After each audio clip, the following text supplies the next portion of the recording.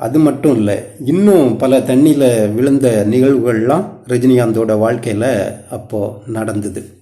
ஹைதராபாத் விமான நிலையத்தில் தண்ணியை போட்டுக்கிட்டு கலாட்டா பண்ணதாகவும் ரஜினிகாந்தை கைது பண்ணதாகவும் பேப்பரில் அந்த காலத்தில் பத்திரிகையில் செய்தி வந்திருக்கு.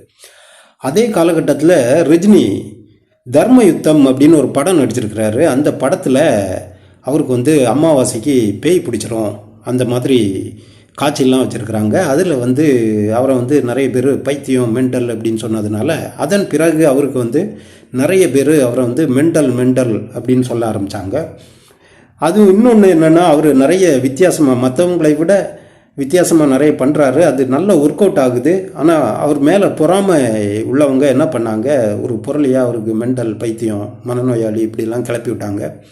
அவருமே அந்த நேரத்தில் பாலச்சந்தர் படத்தை எல்லாம் போட்டு உடைச்சிட்டாரு. இவர்னால தான் நான் சினிமாவுக்கு வந்தேன், ஏன்னா நிறைய பிஸியாக இருக்கிறாரு. ஏன்னா ரஜினிகாந்தே ஒரு விஷயம் சொல்லுவார், என்ன அப்படின்னா, நான் பணம் அலைஞ்சிக்கிட்டு இருந்தேன், பணம் சம்பாதிச்சே இப்போ எனக்கு நிம்மதி இல்லைங்க. இல்லை, உண்மையான சொத்து உண்மையான சுகம் சொன்னால் வியாதி இல்லாத உடம்பு வேதனை இல்லாத மனசு தான் உண்மையான சொத்துங்க. உண்மையான சொத்து அதுதான், நிம்மதி அதுதான்.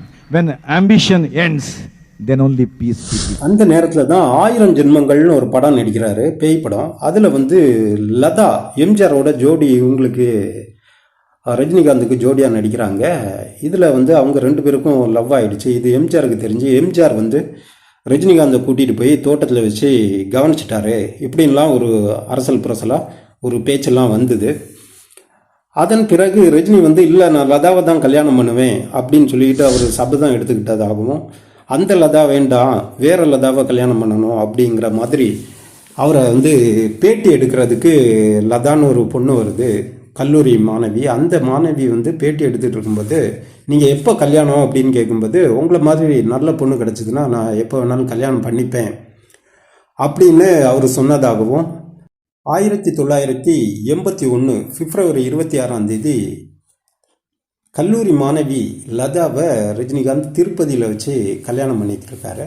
அந்த கல்யாணத்துக்கு முன்னாடியே ஒரு 10-15 நாளுக்கு முன்னாடியே பத்திரிகைக்காரங்களெல்லாம் கூப்பிட்டு, என் கல்யாணத்துக்கு யாருமே வர வேண்டாம் திருப்பதிக்கு, நான் உங்களுக்கு ஸ்டில்லை கொடுத்துட்றேன், நீங்கள் செய்தி வெளியிட்டுருங்க அப்படின்னு சொல்லியிருக்காரு.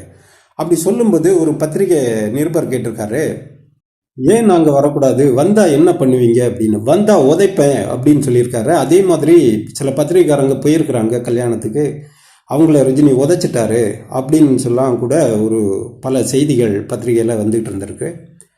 ரஜினி லதா திருமணத்தை